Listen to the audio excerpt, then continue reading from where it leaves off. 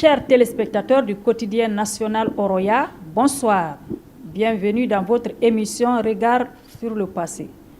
Aujourd'hui, pour notre tout premier numéro, nous allons recevoir pour vous M. Condé Mohamed, conseiller principal du ministère de l'Information et de la Communication. Il va nous parler de l'historique du quotidien national Oroya et de la RTG. Merci pour votre bien aimable attention. C'est parti pour le regard sur le passé. Bonsoir, monsieur. Bonsoir. Présentez-vous à nos abonnés qui vous suivent en ce moment. Je suis Elhadji Mohamed Condé, actuellement conseiller principal du ministère de l'Information et de la Communication. Mais pour la petite histoire, je suis diplômé du Centre international de journalisme de Paris et de l'Institut polytechnique de Cancan, puis Bonne Lirette, option histoire. Donc je suis historien, je suis journaliste. Je porte plusieurs casquettes en ce temps. Je suis enseignant, j'enseigne depuis une trentaine d'années. Je suis également journaliste de formation, comme je vous l'ai dit, parce que j'ai été directeur général de l'Agence guinéenne de presse pendant 14 ans. J'ai été également journaliste un peu à Oroya. À l'époque, il y avait Foninké, le journal à l'époque.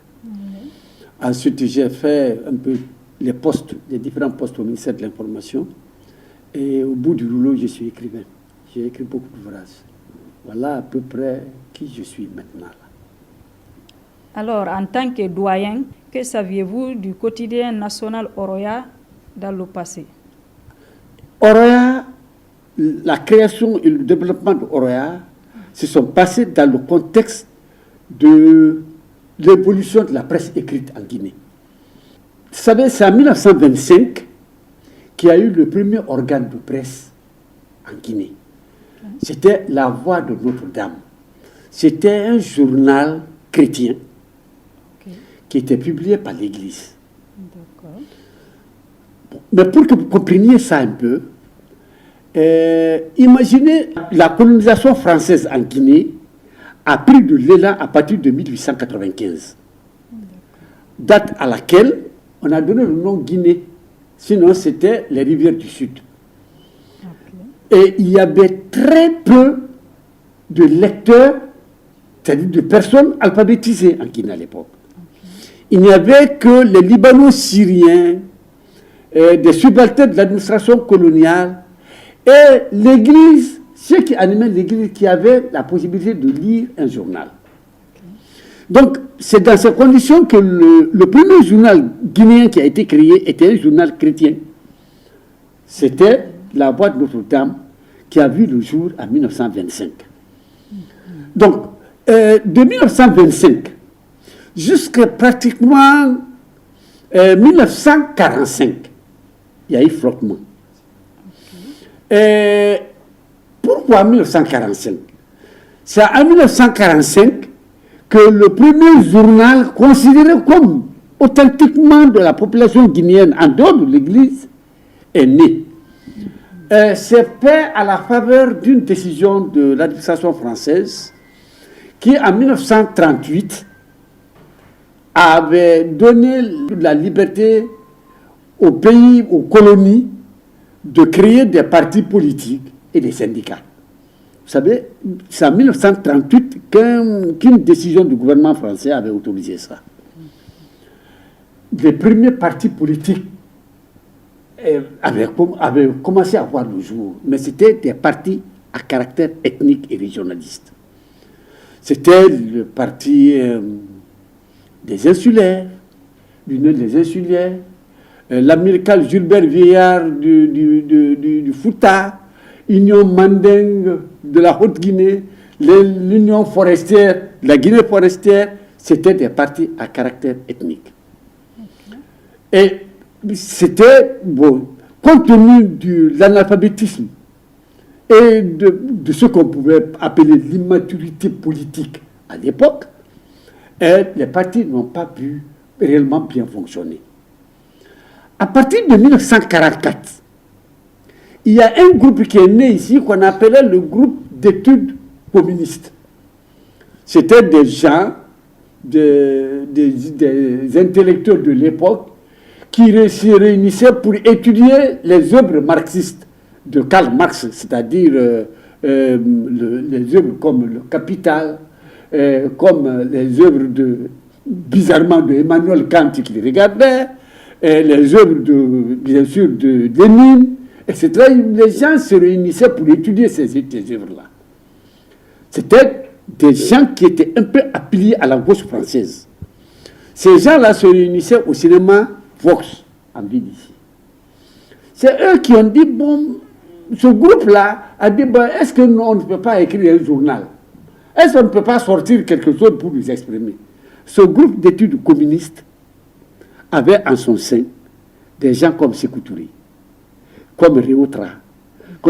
Ces gens-là ont essayé d'écrire, bon, ils écrivaient un petit journal qui ne portait pas de nom, qui se faisait à la main, mais ils ont commencé à réfléchir sur la création d'un parti politique. Et c'est eux qui, en 1946-47, se sont déplacés pour participer à la conférence de Bamako qui avait créé le RDA. Et à l'époque, donc, c'était Madera Kital, c'était Sékou Touré, c'est eux qui sont partis là-bas et qui ont participé. Dès leur retour, ils ont créé un parti, le Parti démocratique de Guinée, qui était un parti qui était une filiale du Rassemblement démocratique africain, le RDA. Donc, c'est ça qui est à la base de la création du journal. D'accord. Okay. Donc, si on ne comprend pas ça, on ne comprendra pas pourquoi. C'est ce groupe-là qui a commencé à écrire un journal. Ce journal-là, on l'appelait Coup de bambou. Un peu plus tard, ça s'est transformé en Phare de Guinée. Phare de Guinée, ça a fonctionné. Je ne peux pas rentrer, si vous voulez, c'est long. Non, je vais rentrer. Mais Phare de Guinée a fonctionné un temps et ça s'est transformé en un autre journal, Liberté. Et Liberté donnera plus tard le journal Oroya. Bon. Parlez-nous de l'histoire de la télévision nationale, comment elle a eu naissance, la RTG. Pour parler de l'histoire de la télévision guinéenne, il faut situer ce processus dans l'environnement médiatique de la sous-région à l'époque. Et très peu de personnes vous en parlent. En fait, les Guinéens, on était parmi les derniers à créer une télévision dans la sous-région. Je vous rappelle, la télévision est née au Sénégal, au Mali, en Côte d'Ivoire, et même au Nigeria et autres, entre 1960 et 1963. En Guinée, la télévision est née en 1977. Vous voyez l'écart. C'est le contexte médiatique sous-régional de l'époque avait fait que la création d'une télévision avait été considérée par les autorités guinéennes comme un impératif, d'abord politique, compte tenu du contexte.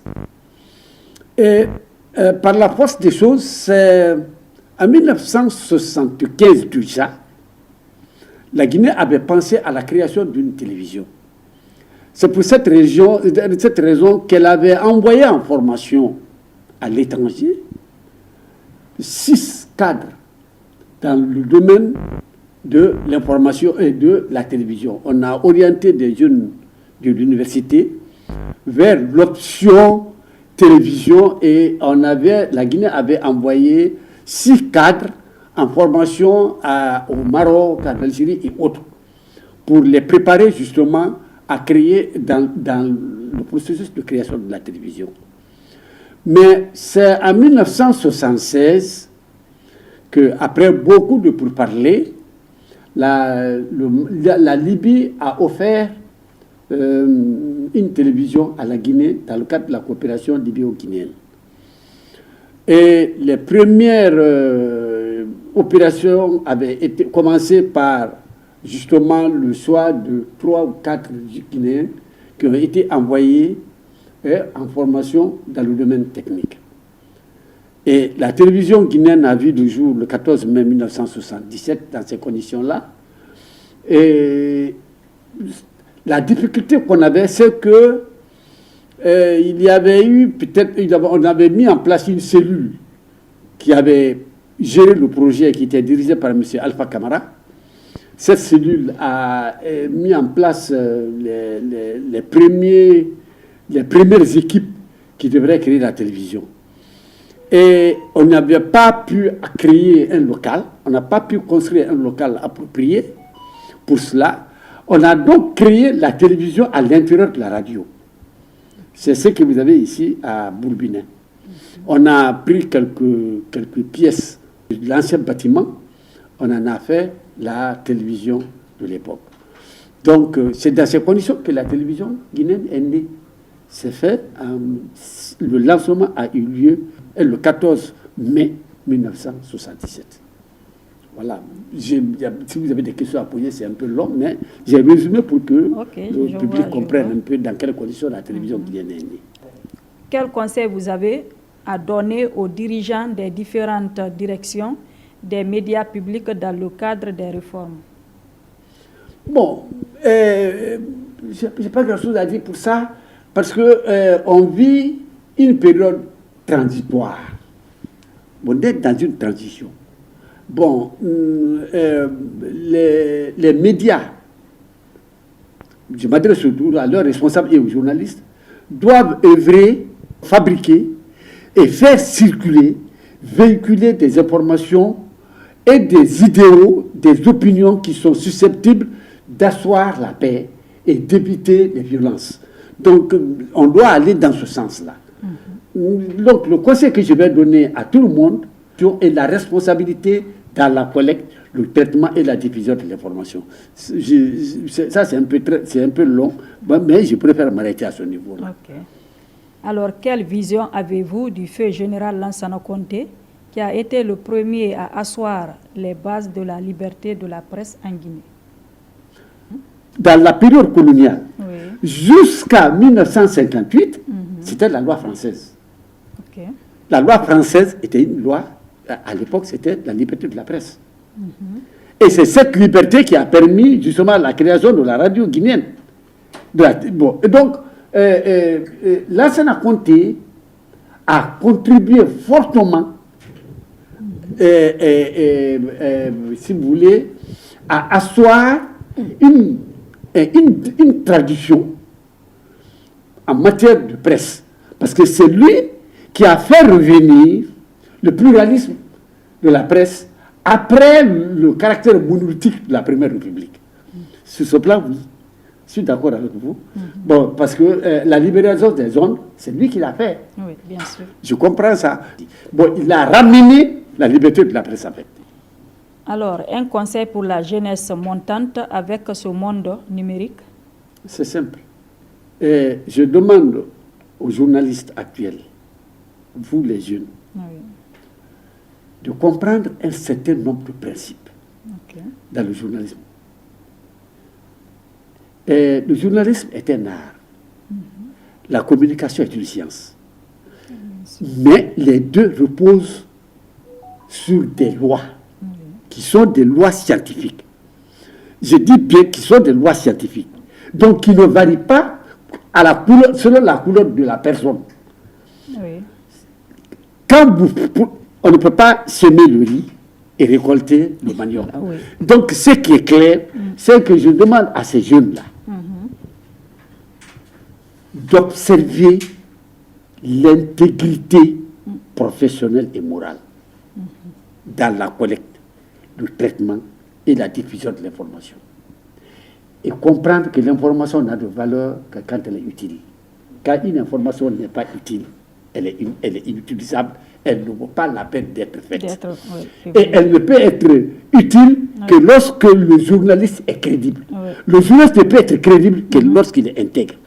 Et donc, vous comprenez très bien. Le journaliste est payé par son intégrité. Quand il n'est pas intègre, il n'a pas de salaire. Voilà.